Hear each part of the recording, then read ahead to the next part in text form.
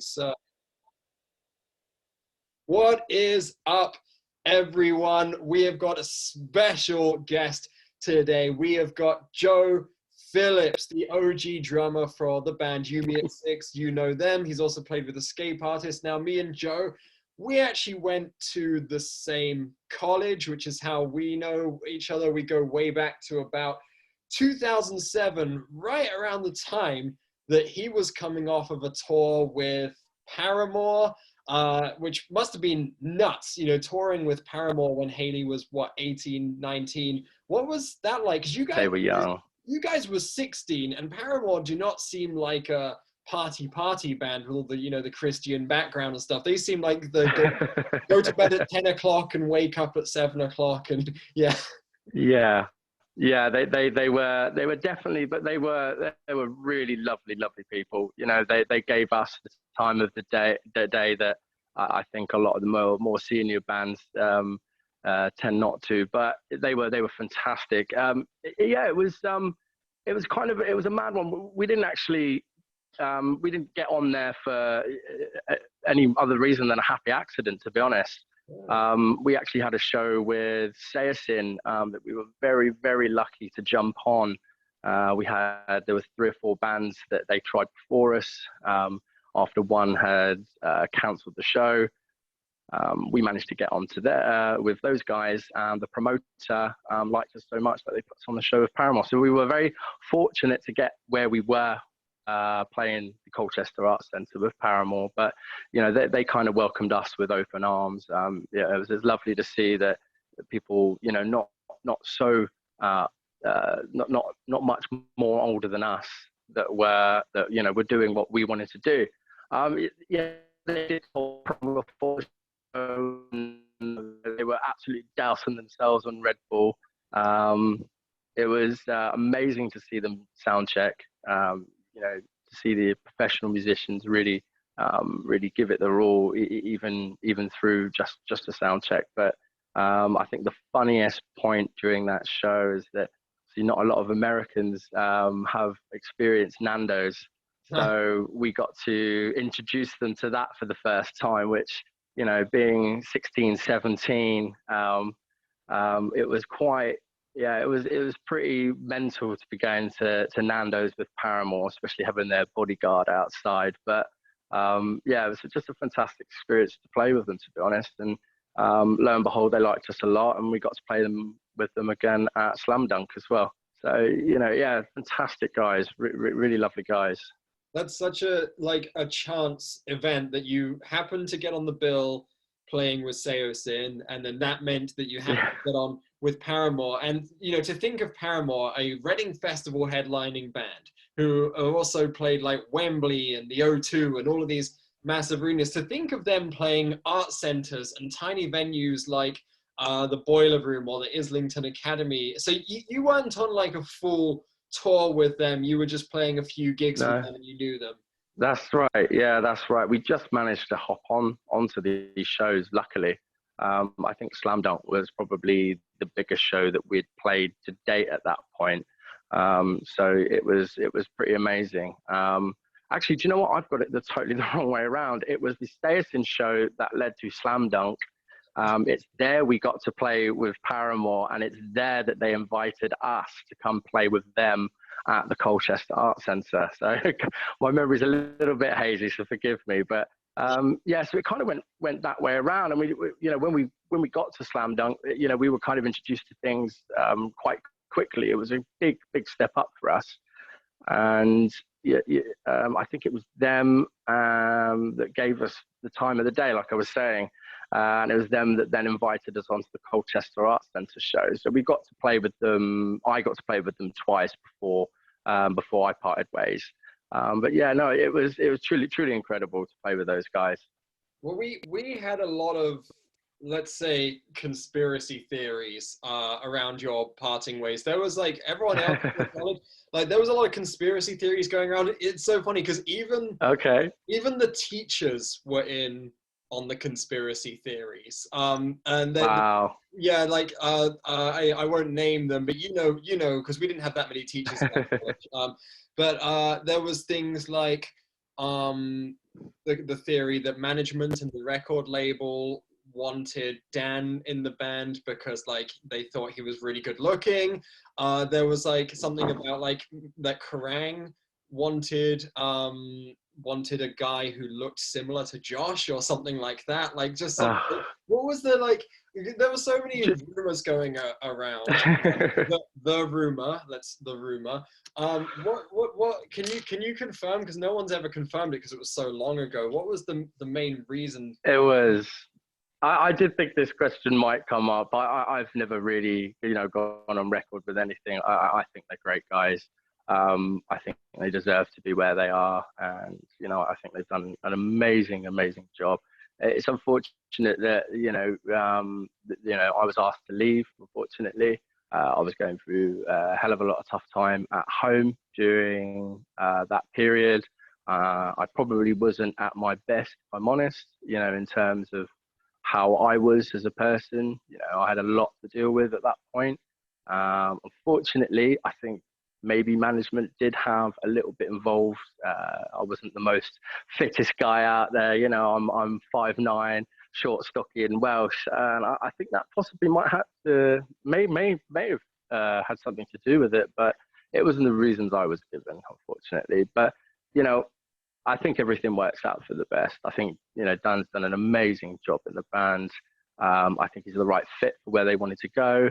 And I think he was at that point, ready to take on the commitment and, the dedication that it took. Unfortunately for me, at that time, I wasn't in a place that I could do that. And, I look at it and, think, okay, it would have been amazing to do what they did, but I'm glad it went where it went, and I'm glad that they're doing so well at the moment. And I really do hope that they carry on and bring out that next album that I'm sure everyone else is ready to hear.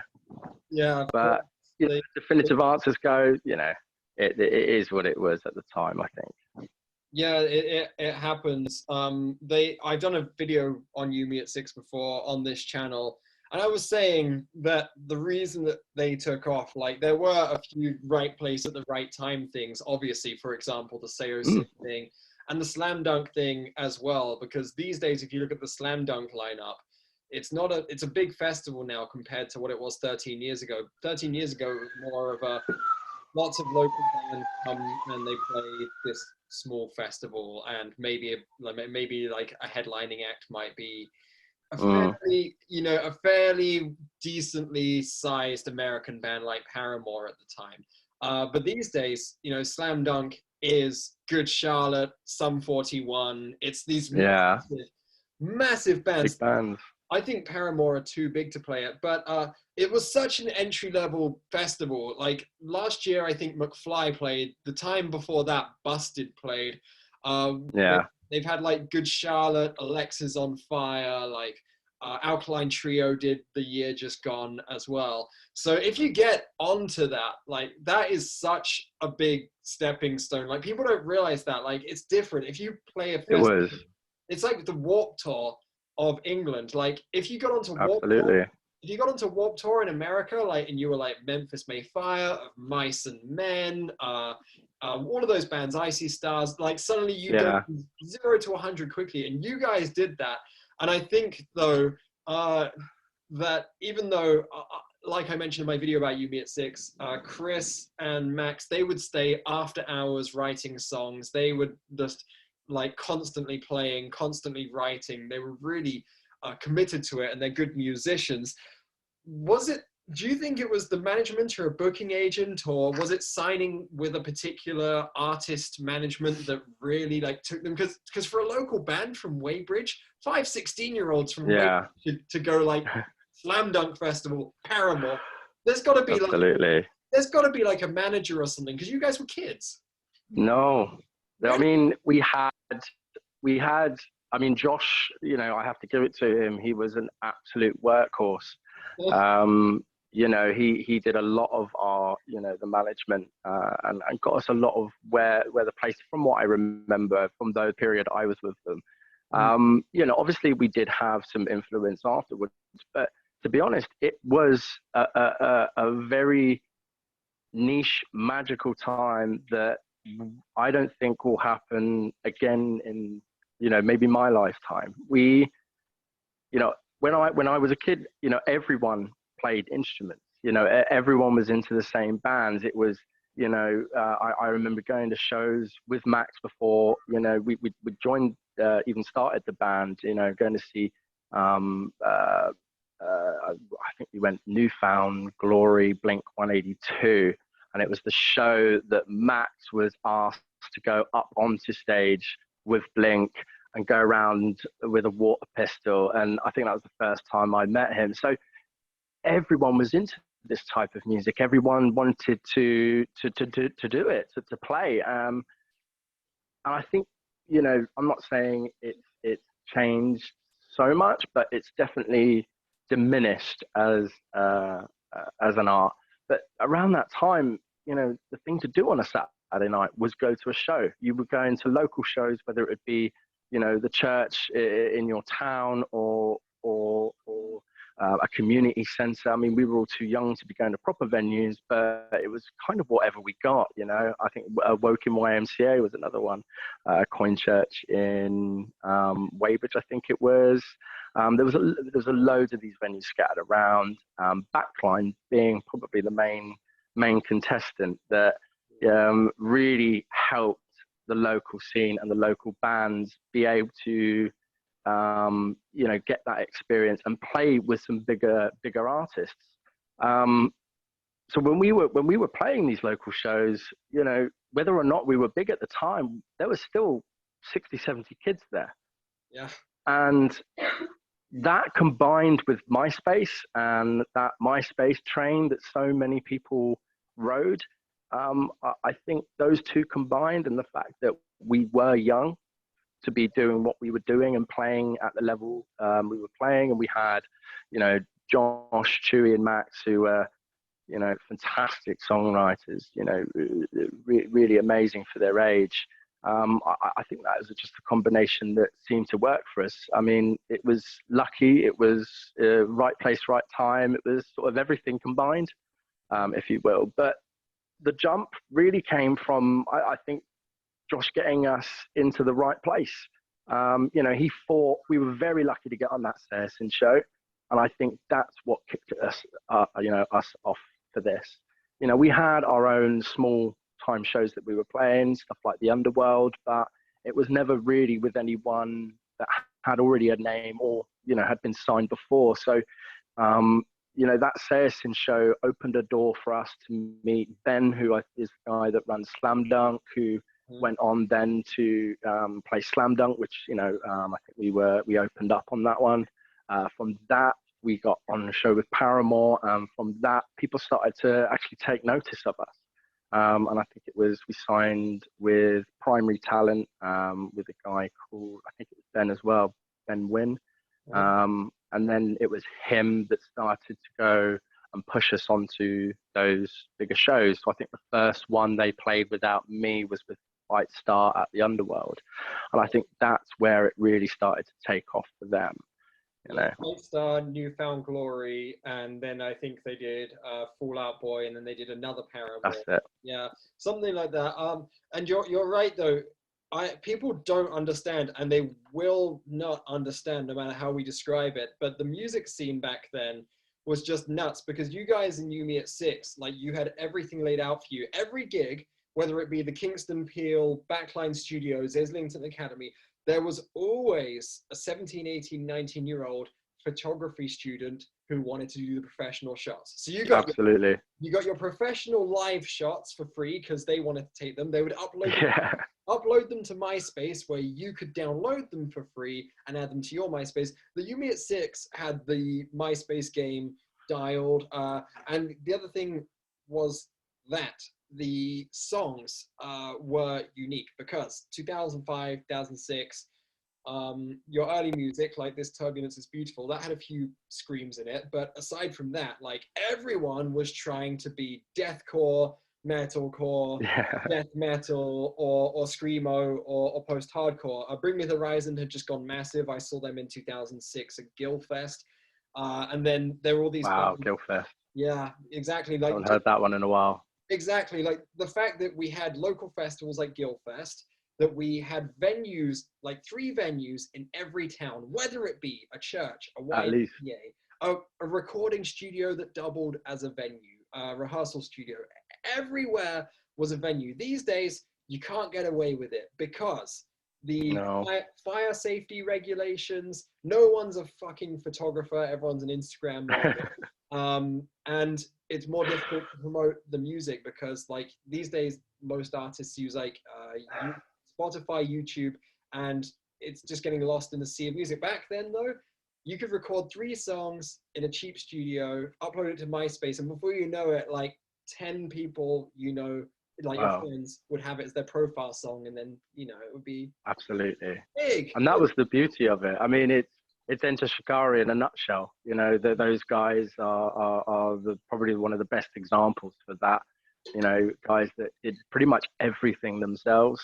You know, and showed that, you know, with, you know, hard work, some good song and some dedication to it, you know, you could achieve this. You know, my friends, you know, that still work in the industry and do promote would tell me differently, that the music scene is still as alive as it was, but it wasn't as prevalent as it was then. You know, we played a show at Backline Studios with Enter Shikari, which, you know, this was not a venue. This was a practice room. That's all it was. And it wasn't supposed to hold any bands, you know, live music like that. It was meant for 5 guys to go in a room, and it just so happened to have a stage and was big enough to fit. I think the capacity ended up at about 80 people. For that show alone, I think 600 people turned up, and there were 300 people within the gates and another 300 people lined up outside. And I just thought that was absolutely insane. I've never seen anything like that again. I mean, I know Shikari was the main pull for that, but this was Guildford. You know, this isn't a big London town. It hasn't got mass, you know, population, but it you know, everyone, you know, wanted to come to these shows. And I think you're right in a way. The demand has gone down. Venues have closed down. You know, the Peel in Kingston was a big one for me. That, you know, it was really sad to see that go. You know, to have so much. You know what? You know, our college closed down. Brooklyn's. Yeah. So music department. Yeah. Oh my God. Yeah. So the demand for music compared to 15 years ago is so low that kids are they're no longer, we sound like boomers, but they're no longer playing instruments. And all of our teachers got made redundant. They closed down the music department at Brooklands College because not enough. That's such a shame. Well, yeah, because these days people can learn music production using a cheap keyboard and a MacBook, whereas back then, 2006, 2007, we had a full recording studio at that college at our disposal. Yeah. They converted a bomb shelter into a recording studio for us, and we had like Sonar, Logic, Cubase, Behringer, all of this technology. These days, no one gives a shit about that, the next question I had, because yeah, it's clear that with Kingston Peel closing down, Backline closing down, even our college closing down, and less people are going to study music year by year because I think just times have changed. People's taste in music has changed. But the one thing that you guys did when you were kids that you really stuck to is you mentioned it earlier that you went to the Blink-182 and the New Found Glory gig. You guys never tried to copy Enter Shikari. You guys never tried to go like Screamo and be like Fight Style. You guys were like, no, we're going to keep doing pop punk and pop rock. Yeah, I would say You Me at 6 aren't a pop punk band. They're a pop rock band. Popular rock. Yeah, popular rock band. Like, what was it that made you keep making that music? And I think another reason You Me at 6 got so big is because they were the only band at the time doing it. Like there were a few bands like The Starting Line, Forever the Sickest Kids in America. Mm-hmm. There was Kids in Glass Houses, I guess, but there weren't that many. Cartel, that's another good example, but there weren't that many pop bands around, and there definitely weren't any pop rock bands that big in the UK. So what was that just what you guys preferred writing? Was it what you grew up on, or was it just, you know, fun? I think we just had such a different mix of sort of influences. You know, I was a complete metalhead. You know, that's what I like. That's where that came in. I mean, my first ever show that I went to was the last Ozfest in 2012. I think that was System of a Down and Tool. So, you know, that I was the kid that loved Korn and that style of stuff, that new metal, big riffs, sort of funky beat sort of type style music. And I think that combined with, you know, Chewie's Chris Miller. Chewie was his nickname. He, you know, his dad was a massive influence on him in terms of his style of music. You know, big blues player. I remember meeting Chewie for the first time and hearing him play, and I just thought he was an absolute prodigy. He was amazing for his age. You know, Max was like me; he was sort of into his metal as well. And Josh was, you know, he was big into his pop punk, his pop rock. You know, that the Taking Back Sunday, Thursday. All the old school sort of bands on the drive-through records, you know, they were huge influence on us. So, you know, we tried to do something that we liked, and it didn't matter what that was. You know, it was a sort of bare bones that would come from Josh, and then, you know, we would all put our little influences on. We never really told each other how to play, but we had quite a natural writing method where everyone was able to put their own creativity on it. And, you know, obviously moving on and maturing as musicians and writers, you know, other influences do come in, and, you know, other disciplines do come in. So, you know, taking away the double kick, for instance, I think was, you know, a great way to show that maturity, to take away the screaming and, you know, to take away the heaviness. I think was, you know, a great way to, you know, really dial in the creativity that we wanted at the time. And I think they've ran with that. You know, I think they went in the right direction for where they needed to be. But yeah, I think it just had to do with, you know, us all having such broad music tastes. I do think that's something that, you know, perhaps lacks today in, you know, the younger generation. But, you know, we seem to like everything, you know, whether it was funk, R&B, old school R&B, should I say, a lot of blues that we loved. And I think that started to come through within it. And I think maybe that's what set us apart a little bit from, you know, the mass amounts of bands that were, you know, playing the circuit that day. Yeah, well, yeah. And also, the other thing was that sometimes the scene kids or the emo kids, you know, they're all trying to do the deathcore thing, but then you've got their girlfriends or the emo girls and like the alternative girls, like they would much rather listen to Yumi at Six, and that really helped appealing to a female audience, especially as it was a good-looking band as well. Like there was none of this sort of black makeup and like big fringes Sure. like that. Like everyone, you guys also, like, you always just kind of like dress like regular guys as well, and I think that was really appealing as well. It's like none of you were like, oh, I want to be a scene kid, or I want to be a fucking. No, well, we were all into skating. You know, that's what we you know we did on our days off. You know, I could never skateboard. I was the guy that had the actual skates, unfortunately. Yeah. But, you know, no, everyone was kind of into that. You know, it was the Tony Hawk's Pro Skater theme track for us, combined with the, you know, I think the style and everything else. So yeah, I mean, our photos, I think we all had the fringes, and we all were that way inclined. You know, I know at one point I had a blonde fringe. Oh, goodness me. I know Max had huge hair. You know, Chewie always had long hair. Same with Matt. And you know, we definitely went through that type style. I think that scene, that emo type style, a little bit. A little bit, But I think it was mainly just a little bit. you, But you weren't yeah, I like, think it was mainly the skate side of it that influenced us in terms of, you know, how we dressed and what we listened to.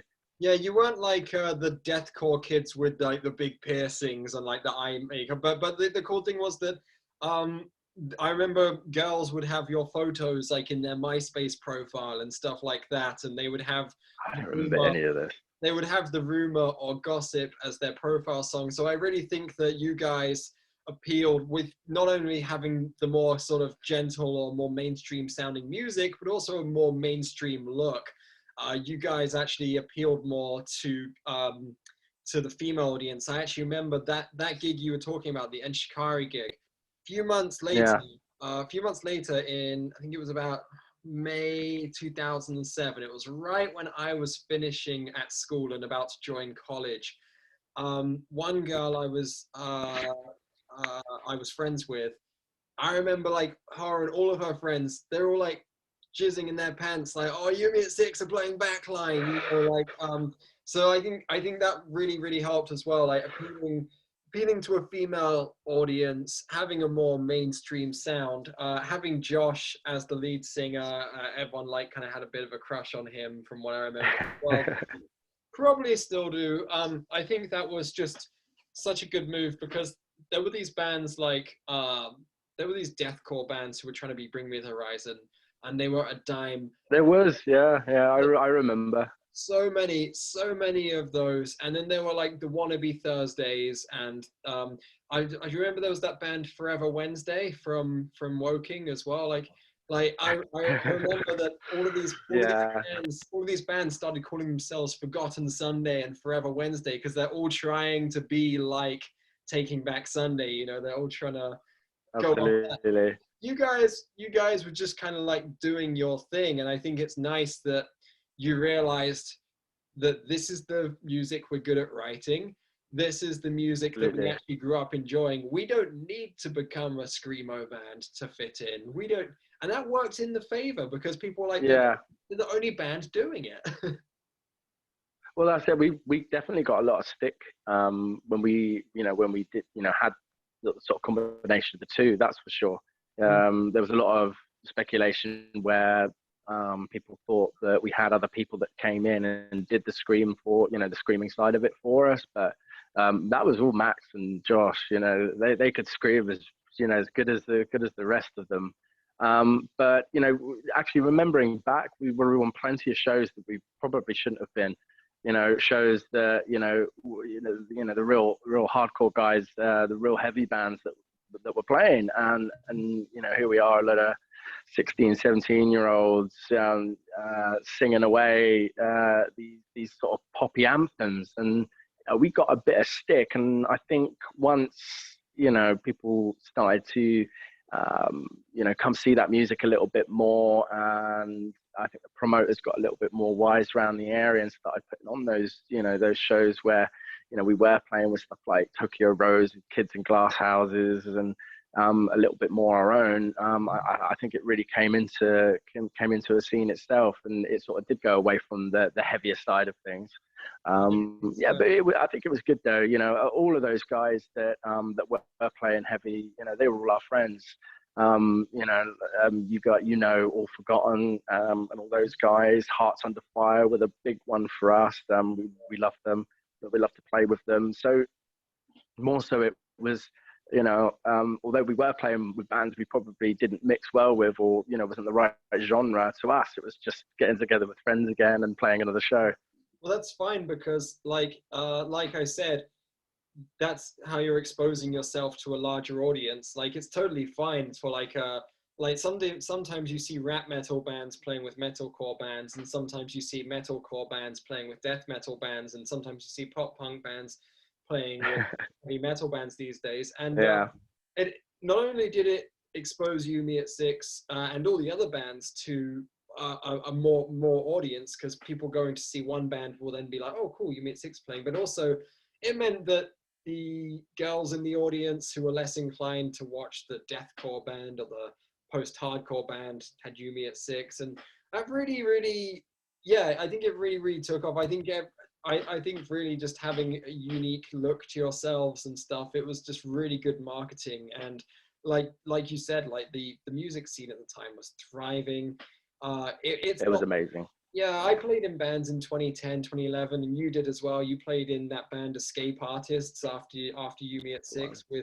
with a couple of our friends from college. They did pretty well. Yeah. They had, like really good photo shoots, really good live shows, playing at like all over Surrey, and you did like a little miniature tour and stuff, didn't you? So the music scene's Absolutely, yeah. not dead since then, but it certainly isn't as thriving as it was. But you know, No. that's the way it No. is.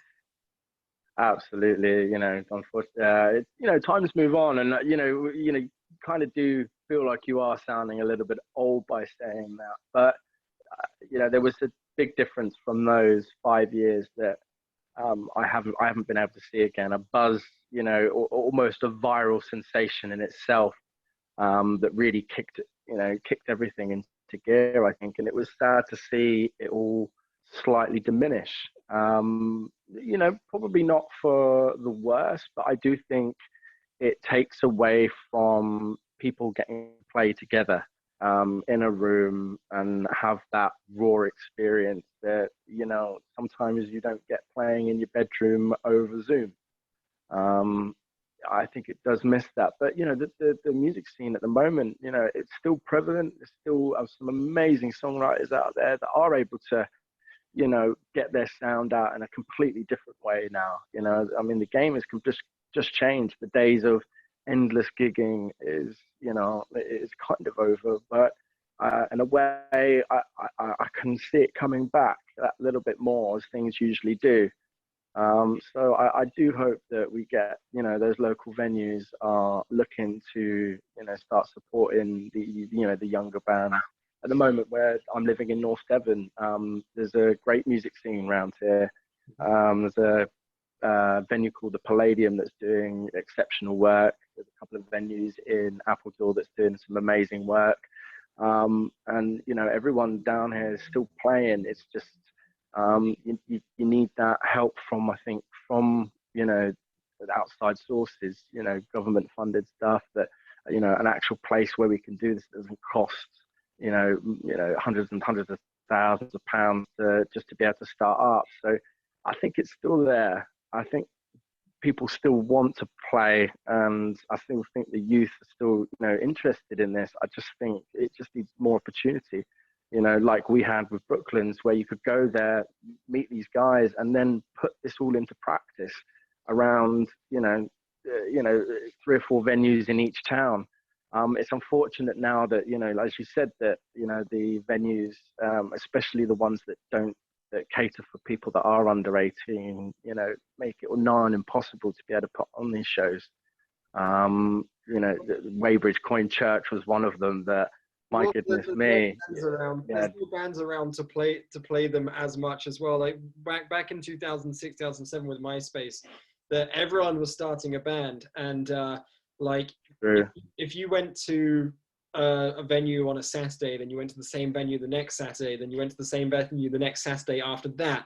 Every single time there would be a different lineup, even though all of the bands were from that local town. And I think these days we do have some amazing up and coming bands, and some of the bands from our college and our generation went on to do amazing things. The guys in All Forgotten went and got pretty big. Ursa Major did pretty well for themselves whilst they were together. You went and carried on with a band. Yeah. I did a band a few years ago. You know, we still play gigs. We still, we made some money and whatnot. And like, you know, I don't want to like say a lot of money, but you know, you can still make money and you can still record music and promote music. But I think, yeah, it was just a thriving environment. But the one lesson I think that we can take away from the situation that you guys were in is that if you work hard on something, because those guys and you all of you, like especially Max and Chewy, but all of you worked like so hard on writing good riffs, like the whole like Save It for the Bedroom, the fact that that was written by 16-year-olds, you know, is kind of unfathomable. and take off your colors as well, like the riffs on that. I remember actually when Max and Chewy were writing that, I actually witnessed them writing it. I was in the room with them. It was, Oh wow. yeah, it was upstairs in our college. They were in the we called it the laundry room, but it was just like this Of course, yeah. the smelly damp room, and they're just playing on the guitars, and Chewy's playing some chords and Max is playing a riff over it, or the other way around even, probably. Yeah.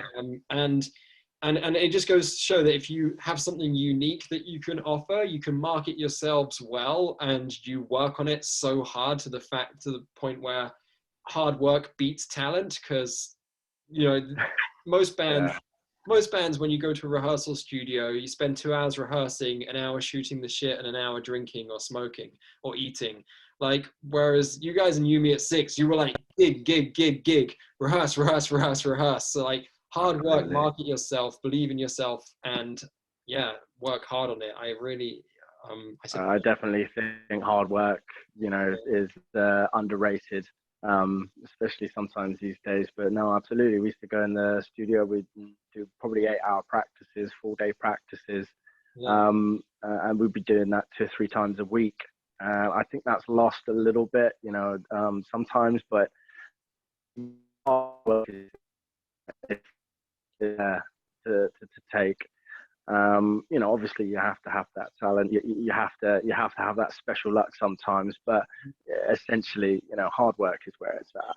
yeah, stick to your guns. Do you have any great memories or like funny stories from any strange shows or unconventional shows, or things where it was like, we just drove to like Oxfordshire and like 10 people turned up, or any Oh, we definitely had some of those shows. Absolutely. The first tour we did, we went, we MegaBus the whole thing. Yeah, it was the only way that we could get around. None of us drove, so it was lug the gear on the MegaBus, and that's how I think that was the only viable way at that point of traveling for us. Yeah, we went all the way to Newport. We played with, we were on tour with Deaf Can Dance at the time, which were amazing band. I love those guys. Yeah, we got there. Unfortunately, the promoter put the show on at the same time as Newfound Glory was playing the arena at that day, and if anyone remembers them, Silosis were playing down the road. yeah, So we stood no chance whatsoever.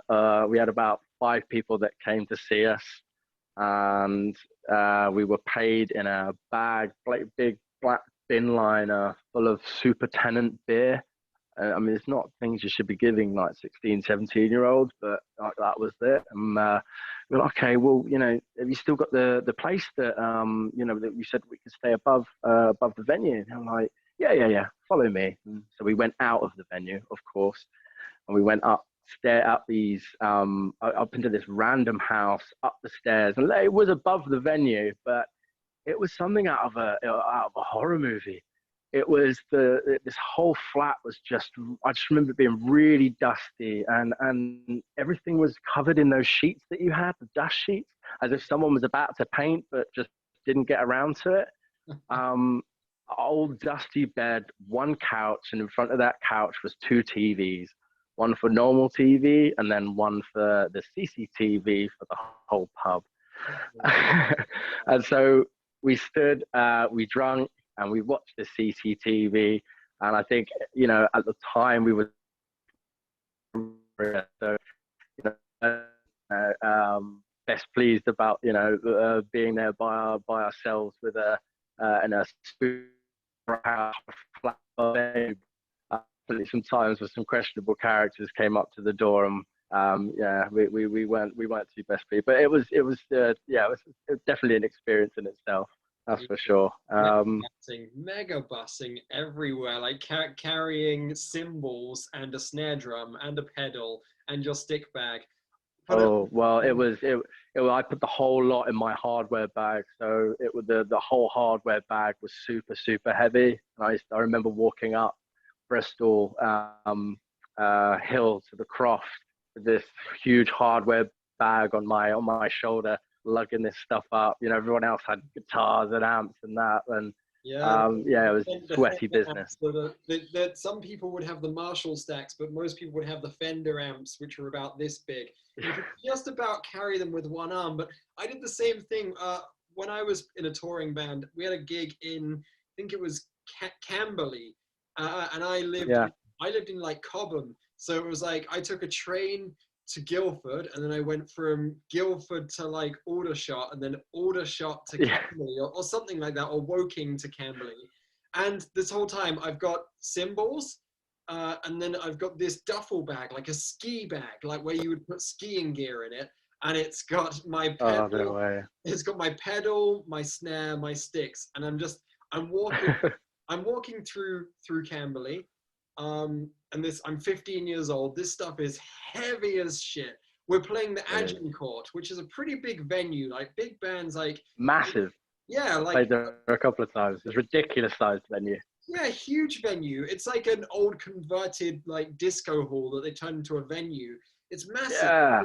It's got, I think big bands like POD and Head Planet Earth and Papa Roach used to play there, and we had a really sick gig there, like 5 bands on the bill. But this is before the age of iPhones. This is 2006, so the iPhone wouldn't get released for another. So no one had a map on their phone.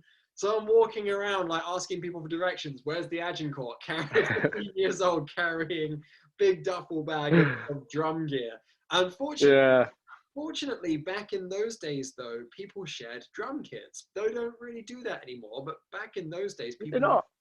No, I really don't think people do. I played a few gigs a few years ago, and sometimes if you're friends with the band, they'll be like, yeah, sure. They'll be like, as long as you use your own cymbals and your own snare, like totally fine. But 9 times out of 10, they get pretty pissed off. They're like, oh. Oh, no way. Yeah. That was the given thing, though. Headline band supplied the backline. You get the kit, you supply your breakables. Is it just not like that anymore? Not from Times are tough, you know. Yeah, not from what I've seen. But then again, like these days, the only reference point I have is like one venue per like 10 miles, and like, things like Slam Dunk Festival and like that kind of stuff, like Warped Tour and stuff. Like obviously bands are taking their own gear to those things, but yeah, that was the benefit though. Maybe it still happens, I don't know, but from what we could do back then was pretty great, because no matter where you had a gig, if you had a gig in London, if you had a gig in Oxford, you had a kit. I mean, it probably wasn't the best kit, but you made you made do at that point. I mean, I lugged my kit pretty much everywhere. I was usually the one supplying the backline from what you remembered, and there were definitely still a couple of kit changes back then, but definitely people were more lenient with their gear, that's for sure. Yeah. Did you pack out Camberley then? Did you pack out Agincourt? No, I got there in the end. And what was funny is there's 2 McDonald's in Camberley, and there is. Yeah. One of them right next to Agincourt, and so the drive-through. I had all my shit, and then I saw this McDonald's, and I thought, all right, I should probably get that so I can eat before the show, not be hungry, not have to think about it. So I get the big bag with all my snare and my double pedal in it, cymbal bag, and McDonald's and Coke. And walking, I make it to the venue, and then I'm like, wait, there's a McDonald's right next to the Agincourt. Oh man, so. Oh, I love that place. Last time I played it, I think we turned up about 3 or 4 people that turned. This was with the Scape artists. Because obviously the size of it is massive. You could probably fit, I don't know, maybe 500 people, 1,000 people. I don't know if I'm. I got a picture of it there. I don't know if anyone can see, but that's it's big. It's like the Hammersmith Apollo. It's a big venue. Yeah, you can imagine how it sounded with 4 people at the front of the stage. They do wrestling shows there nowadays. Like they do wrestling shows wow. there. Like crazy. This has the murals all over it with Skin Dread and Korn, and if you remember, it's amazing. I love that. Yeah, it's still going. Thankfully, they're still together. They're still open, and they're massive. Yeah, that was a great venue. So I'm super glad they're together. And yeah, I mean that was really cool back in those days. How like, and I'm sure you can still do it. Like if you wanted to play a show, even as far as like Essex or something, as long as you didn't mind taking the train for 2 or 3 hours, just carry your snare. Oh, absolutely. Yeah, it was brilliant. Sometimes I'd ask my dad to drive me though. Sometimes I'd be like, all right, can you drive me to Alton? Can you drive me to Oxfordshire? And if you Yeah, said, so, I mean, the whole of our parents were helping out. My dad was the one that was carting us around a lot of the times in the early days. He was the one that paid for our first recordings, which was about, I think we did the whole lot in a day. Was it a day? I think it was maybe a day or two, but it wasn't much. We didn't have the money at that point. But yeah, I mean, all of our parents carted us around everywhere back then. It was the only way we could get to venues. I mean, I think the best thing about it all was that, you know, because there was such a prevalent music scene across the whole country, is that, you know, we got to play with, you know, bands from all across, you know, all across the UK. One of the bands we used to play with a lot were Flood of Red from Scotland, who were absolutely amazing guys and amazing at what they do. If you ever get a chance, check out the sitcom Soldiers session that they did. Absolutely astounding. But, you know, from that, we got invited up to shows, you know, up north, and, you know, everyone kind of shared it. And I think the other thing as well is that there were a lot more promoters. There were a lot more guys that, you know, that weren't in bands, liked, you know, were friends with all of the bands, and that, you know, started saying, well, actually, I can make my own lineup. oh, And yeah. these guys are going to respond to me, and yeah, you'll make some money for sure. I know a lot of guys that made an absolute fortune, especially from, you know, some of the unlicensed venues that were letting shows being put on. But Oh, yeah. you know, there was a lot of those guys that were pushing that, and I think the ethos that, you know, you were putting on big headline acts, and you were putting those local supports on, and that helped everyone. You know, that helped get people's names out there, and it, you know, it helped share that strain of, you know, trying to fill these shows and essentially, you know, do what we love, which is play live and have fun. That's another lesson is even though these days you can still blow up on YouTube, you can go viral on TikTok or whatever, like still tour, because even though you guys did blow up quite a lot on Myspace, and so did other bands like Attack Attack and Woe Is Me, like those bands, they were basically given record deals before they'd even played a show. But you know, you guys were like, play, and it was like Oh, just absolutely, yeah. gig. And that meant that, yeah, I remember you had fans in Wales, you had fans in like Doncaster, and these obscure places where people would never think even exist. Like they could basically be made up places, like yeah, Doncaster, Wigan, Huddersfield, or whatever. But you guys had fans there because it was like play. Did That's you it, yeah. did you have a rehearsal space, or did you have to pay? Because another reason that people give up is that these days, if you want to rehearse, like a 4 hours in a rehearsal studio will cost each member of the band 8 to 15 quid. You know, like, you know, we're talking like $10 to $20 per hour. Did you guys have a rehearsal space? Because that can save so much money, and it gives you so much time to just rehearse without being interrupted. Really. No, we paid. Our home base was um, Tweeters and Leatherhead. Wow, that's quite Yeah, far yeah, from you guys. yeah. I mean, for us, it was the, you know, the best rehearsal space that, you know, was around for us at the time. You know, it was still, you know, it was a unit. It was a, you know, a hold up locker that they'd sort of converted, and they put all these rooms in there, and that sort of semi soundproof. But we were still paying £40 to £50 for a 6 hour session. Yeah, So, you know, well, the four, between the five of us, it was, you know, yeah, it was a definitely, definitely needed funding. I think between us, God, it must have cost probably in excess of like £300 to £400 a month, you know, yeah, plus you've got all to the spend petrol money and to everything make else money. that went on.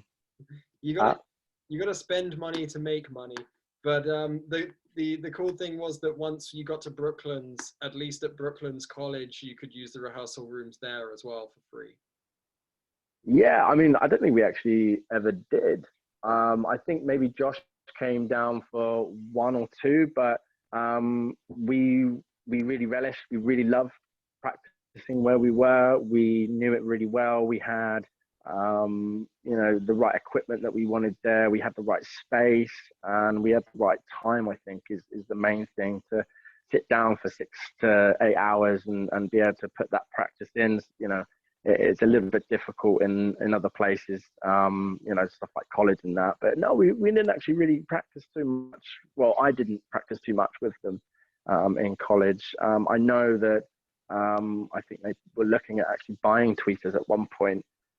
I think that was in the works for them because they were spending so much time there. But I think that fell through at some point. But more so than anything, we loved the people that were loved the people that owned it. Actually, both the guys were called Nigel, and you know, yeah, we really loved those guys too. So it was kind of, you know, we wouldn't want to practice anywhere else because we sort of relished where we were. I know Nigel because when I was 15, for people who don't know, when you're British and you're 15 years old, your school puts you on work experience, and No way. I did it at Tweeter Studios in Leatherhead because that was very near my school actually. And that must have been the best work experience ever. Oh, what? Yeah, you have no idea. So Nigel didn't come in until Wednesday. The work experience started on Monday, but he didn't come in until Wednesday because his colleague came in. So I came in Monday. The colleague said, just go play drums, clean the drum kit, just whatever, like, you know, just hang out. And then he said, come back on Wednesday. I came back on Wednesday or Thursday, and Nigel said, yeah, just do today, and then you can have the rest of the week off. So That's amazing. Yeah. So all my friends... I said, can I just take that room for the next 3 days? That'd be great. Yeah, exactly. Literally, all my friends were like doing it in shit places like WH Smith and Boots and restaurants, and like they had to work 9 to 5 every day, whereas I was like, yeah, I had basically a week off school, which was great. And the reason I found it pretty random that you guys were there because we were quite fortunate that we had Backline Studios, Silent Hill Studios. Then we also had Water Rat Studios in Woking and Tweeters Studios. The Peel as well. And the Peel, yeah. But I think you're right. Even though Tweeters was further from you guys, based out of Weybridge and Woking and whatnot, it was actually the best one. It was in a shit location. Like there was literally nothing. Yeah, not the best. No, but it was literally just a warehouse with a Tesco around the corner, and that was it. Like Tesco, and I think there was a skate park over the road as well. Me and my friends used to call that skate park. We nicknamed it Mincer, because it was a terrible skate park, but we just used to hang out. Yeah. That's crazy, man. Oh man, that was so cool talking to you. But we should probably wrap it up because we've been going for about an hour there. Absolutely. Thank you so much for having me on. You're welcome. Anything else you want to say? I'm just going to check Reddit because I did put a thing on Reddit saying I'm talking to a member of You Me at 6 if anyone has any questions. But I made the mistake of putting it on there like 15 minutes before our call, so no one's probably even read it. That's it, yeah. I'm just saying thanks for having me on. If you are in the North Devon area, I'm teaching drums at the moment in Bideford, Barnstable area, so do get in touch. You can find me on Facebook or just Google Joe Phillips drums, you'll find me that way. But you know, thank you very much, man, for having me on. It's been so nice to catch up with you, to be honest. Yeah, you know, I love the channel. Going, you know, keep doing what you're doing, man, because there's not many people flying the flags from our generation. Yeah, for sure. Thank you so much, man. Take care. We'll catch up soon. Yeah. Take it easy, buddy. Bye.